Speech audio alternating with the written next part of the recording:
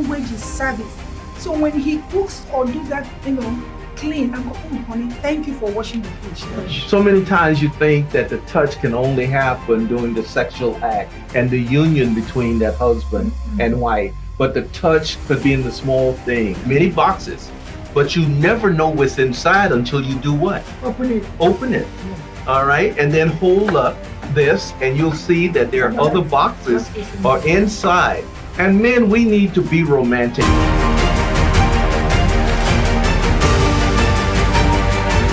Keep it real. Good afternoon, everyone. Thank you for joining us today. We are here at KEEPITREALTV, and we have an exciting episode coming up for you today. Today's topic is empowering futures and transforming lives. We have two special guests. Our guests would include Dr. MASSON to my right here, and we have Miss Elaine Lattin. But first, we always want to get started and thank our sponsors. So if we can put up the sponsors' information here, we'd like to thank our sponsors because without them, we can't do this show and bring you this amazing information. So today's sponsor is Ms. Paula Schoof, and she is the director for the Justice Project. And the Justice Project is biblical ministries, and she does that in Rwanda, Uganda, and in Houston. So we would like to thank Ms. Paula Schoof for her support of this amazing show. And we'd like to thank you, each and every one of you, today for joining this show. Today we are going to focus on the Vernon Dean Foundation. And our two guests, as I said, to my right, I have Dr. MASSON, and he is a board-certified orthopedic surgeon, hand surgeon, shoulder surgeon, is that correct? Yes. And he has shared, I can't even begin to tell you how many things he was sharing with me before we got started, but he will tell you about that. And to my left, we have the amazing Elaine Lattin, and she is the executive director of the Vernon Dean Foundation. So today, folks, the goal is to share all about the Vernon Dean Foundation. Is that correct? Absolutely. We want to know what the Vernon Dean Foundation does, what we're all about. We also want to know how, Dr. MASSON, how you got involved and why you got involved with the Vernon Dean Foundation. Absolutely. That's what we're going to do, right? Yes. So let's start off just by talking about the mission, okay? The mission of the Vernon Dean Foundation is to enhance the quality of life, right? Quality of life of all stages of development for the youth, right? Personal development, using sports training, as well as getting involved in the community, right? So I think that kind of sums up the goal of the Vernon Dean, or the mission of the Vernon Dean Foundation. But Ms. Elaine, could you tell us, how you got started and tell us a little bit more about the foundation and what it means to you and to the community? Absolutely. The Vernon Dean Foundation, Vernon Dean, who is, a former NFL player, twice Super Bowl champion. He actually went to the Super Bowl 3 times, is really a native Houstonian. He's lived several places in the United States, played several places in the United States, but Houston is home. Okay. So more recently, over the past few years, when Vernon came home, looking around and seeing what's going on in the communities and just noticing the disparities with children. And, what can he do about that? How can he make a difference? He's been several places. He has, a lot of knowledge, but really to this point, ready to make a difference in the community. So Wow. As we just kind of brainstormed and just took a look around Houston and started to focus on the marginalized areas and how we could make an impact immediately. And immediately we began with sports clinic football camps in the marginalized communities. Okay. Some communities might not need that because they can afford to Yes. spend $500 on a football camp for their kids. But if you go to another area, that's not the case. That's not even possible. So Yes. we can do sports camps in marginalized communities. This summer, well, the first sports camp was rained out. It was supposed to be on July 11th. We have a basketball camp this weekend, and then we have another football camp July 11th in the Aldine area. Wow. So this is year 2 of the Vernon Dean Foundation, but we just have the potential to make more of a difference in the communities through sports, education with finances. We have Truist Bank supporting us, and then even with mental health and mental wellness. That's a whole other area that's so important. Absolutely. Absolutely. So we're just trying to do what we can do. And then all this culminates with our golf tournament, which is going to be on July 28th, 29th, that weekend. That's our big fundraiser for the work that we do throughout the community. Well, that's amazing, and it's funny you brought up the golf tournament because I am excited. I'm looking forward to doing that. We played last year, and we had a blast till I think it got rained out. It started raining really bad, but we had a lot of fun, and it was for a great cause, and it was successful, right? So, I mean, Mr. Dean's doing great things, and the support through the foundation and the efforts that you're doing, is really making an impact on the community. So if we can put Miss Elaine's information up, we want to definitely highlight, how our viewers can get information or more information. Will tell us about Elaine here.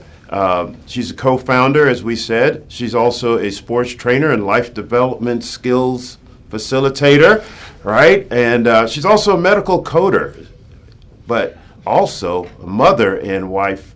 So you have, 3 kids? 3 huge kids. 3 kids in college. We know that, so we just appreciate you, and, we're gonna come back to you, but I want to ask Dr. MASSON a question, Sure. And that question is, tell us why, how you got involved with the Vernon Dean Community Foundation, and why? What does it mean for you? So, first of all, Miss Bernard and I have been friends for about 35 years. Lost contact because our professions and our families. And she reached out to me and asked, would I be interested in participating in this sort of mission? Mm-hmm. Right? And so to me, it coincides with my own desires to contribute to the community. I'm big on education. I've been an educator in the medical center for years. I believe in helping, and as a professional myself, as a surgeon, I'm insanely committed to patient care. And really, trying to help kids is no different. So I love education. I think the cause is right.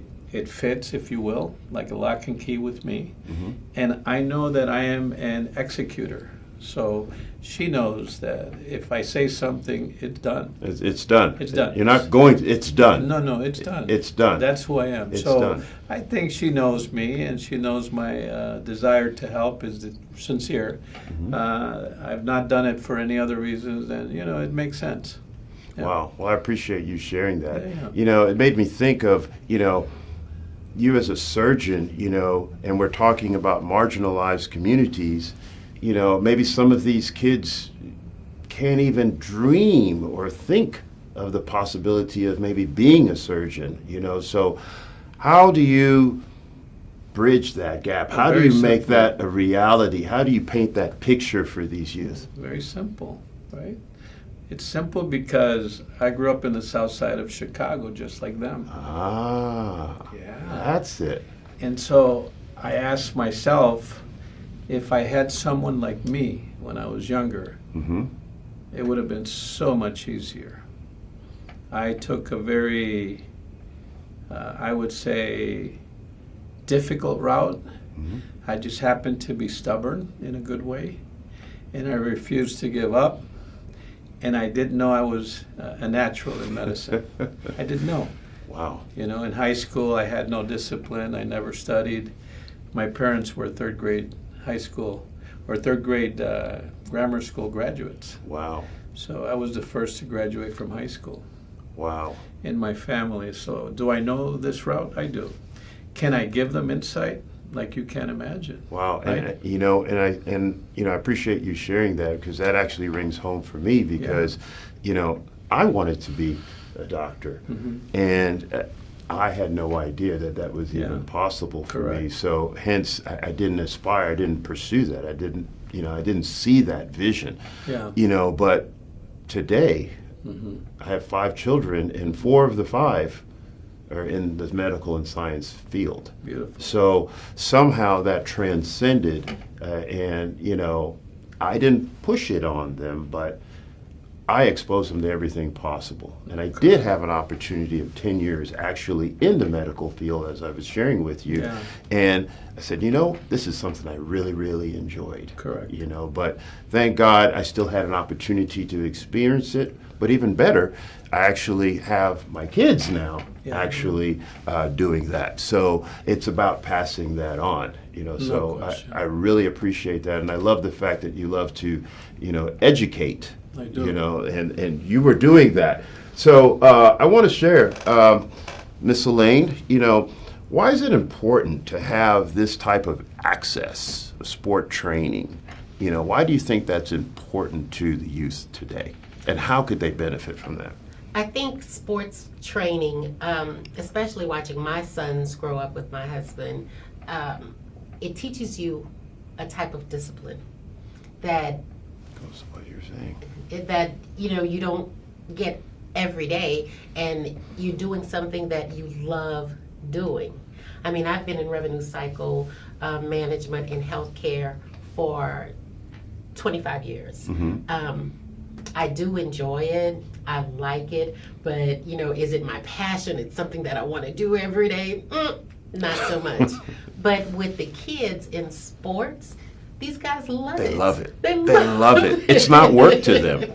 It's not working. They love it. So I think that's important. Just the discipline that you can get with sports training and doing something that you love. That can then teach them, not only in sports, but in any field that you do. Love what you do and become very disciplined in it. That's a characteristic that is for success in life in general, as you're saying, not just in sports, but anything. They can use that skill set for anything that they want to do in life, right? Such as in the medical field, right? Question. So tell me, Dr. MASSON, tell me, early stages of development, having the right medical attention for youth, how important is that?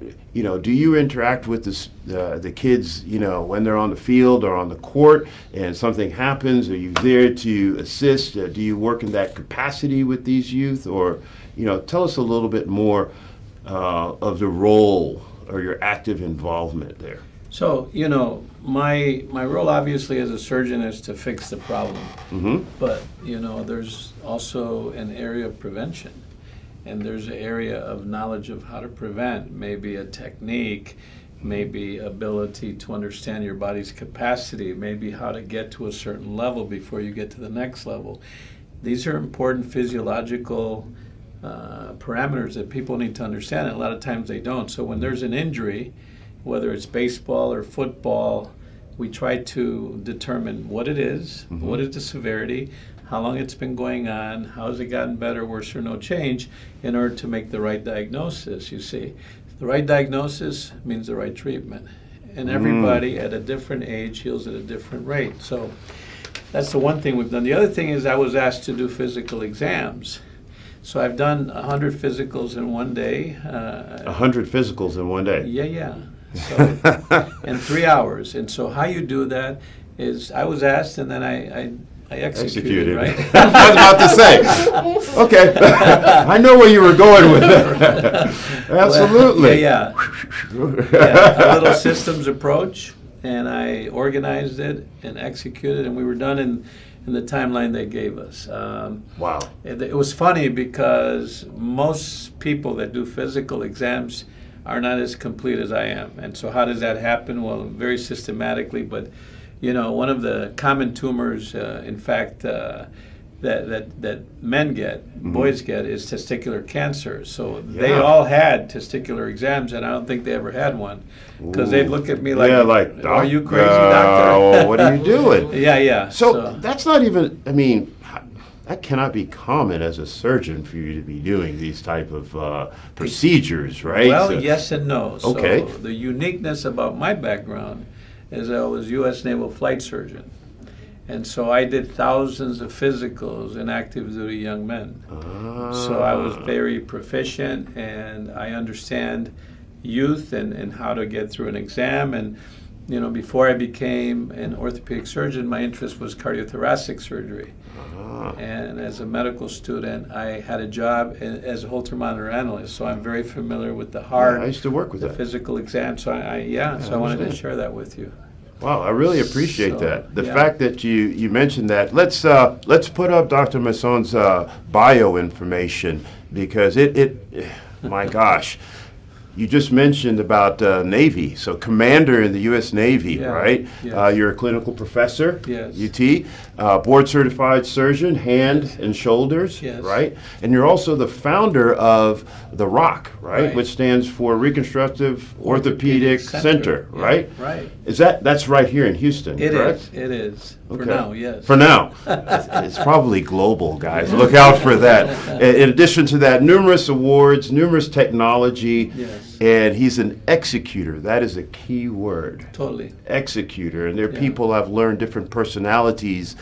Some are planners, some are thinkers, some are executors, some just create the environment, so you have to understand what type of individual that you're working with. Right. And you also do that when you interview people, is that I correct? do. I do. Ladies and gentlemen, there are a lot of nuggets here. There are a lot of nuggets. Elaine, I want you to just tell the audience again, you touched on it, about the upcoming events. You have quite a few events going on with the Bernardine Foundation.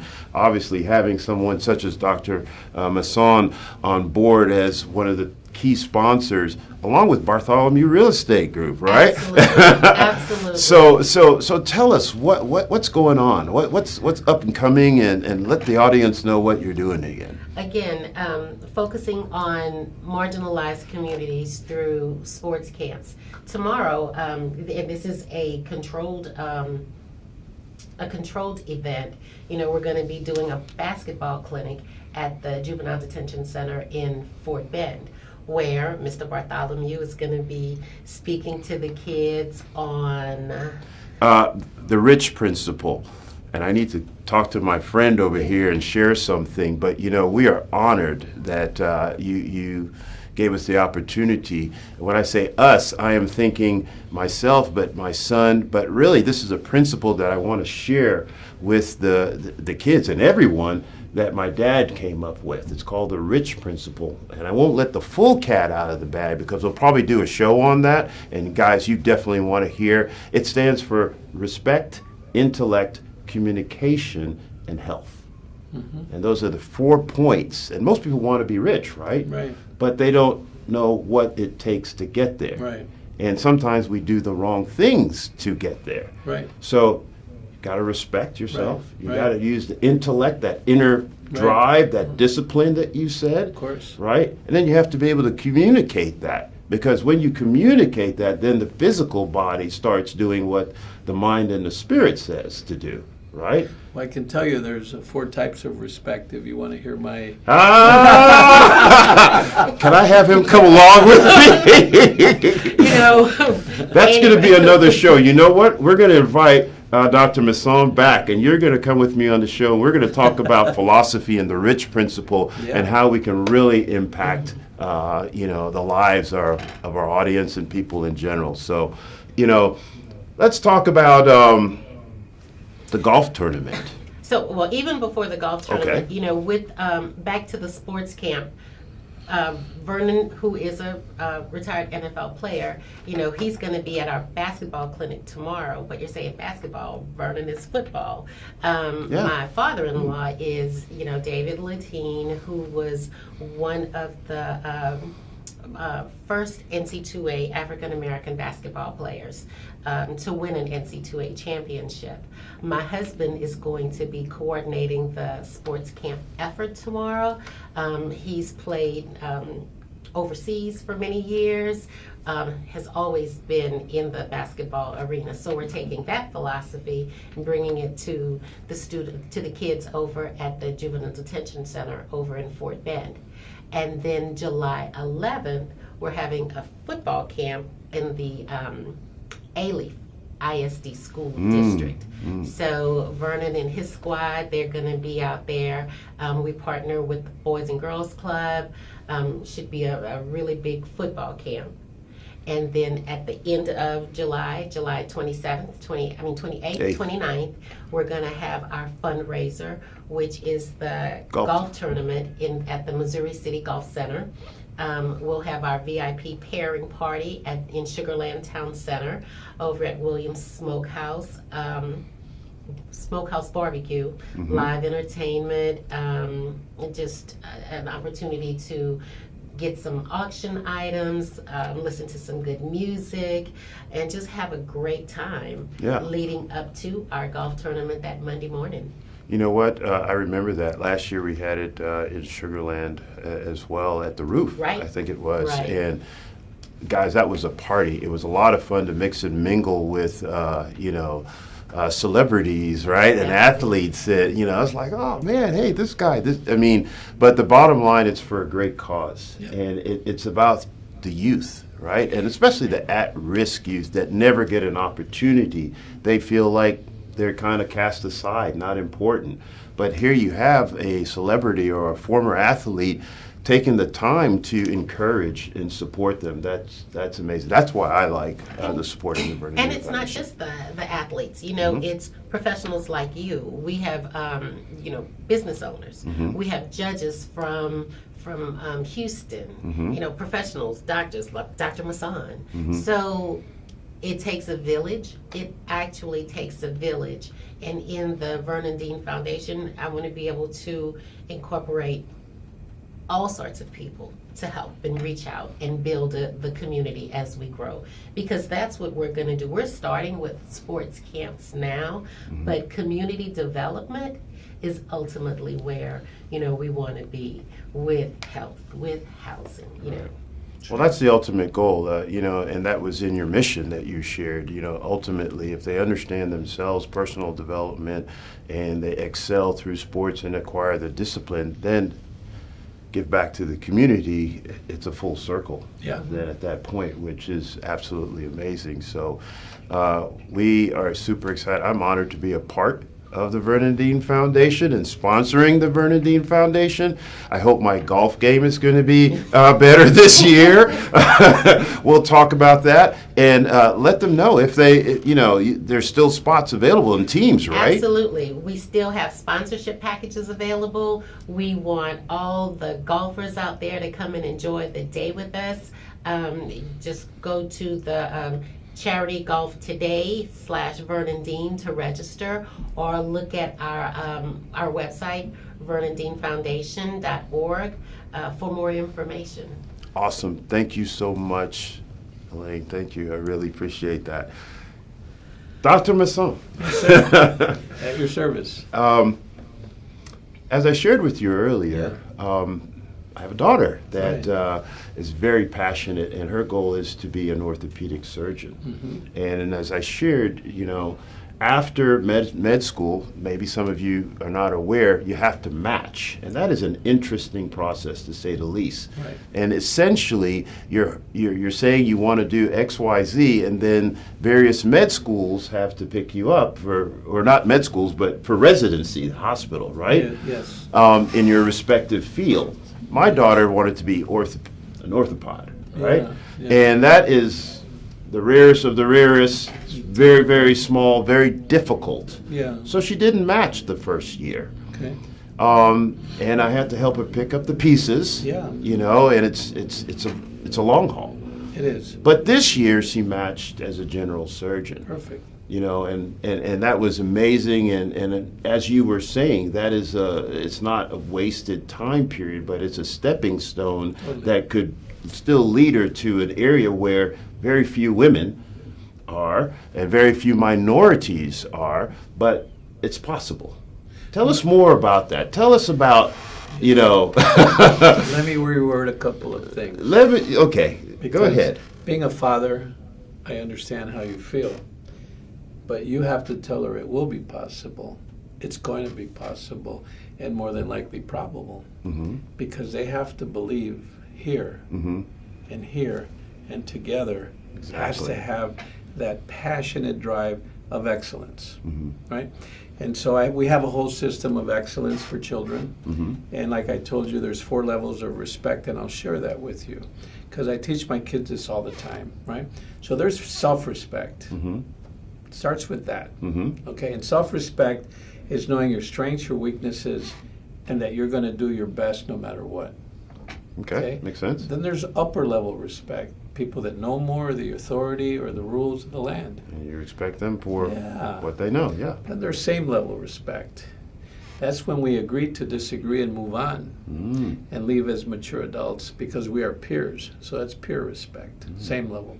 And then there's a humanitarian respect, which is below level, those people that need us, like what we're trying to accomplish here. Mm-hmm.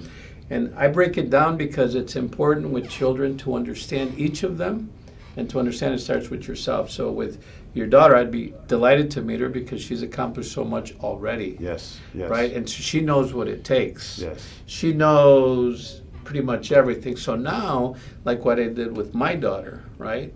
I worked on the interview. That's important because any institution that recruits you, for all of you out there, young people, they don't want to know that you're interested in coming. They want to know how you're going to make them better. Yes. Just like the football What you're going to do teams. for them. What are you going to do for them? So Yes. I didn't know Yes, this, right? yes, yes. But the passion that I had, when I actually interviewed, everybody wanted me. I didn't know why. And looking back, That it's, was it. it was it because I actually studied every organization that I visited, and I knew everything about it before I interviewed. Wow. I tell you what, That's important.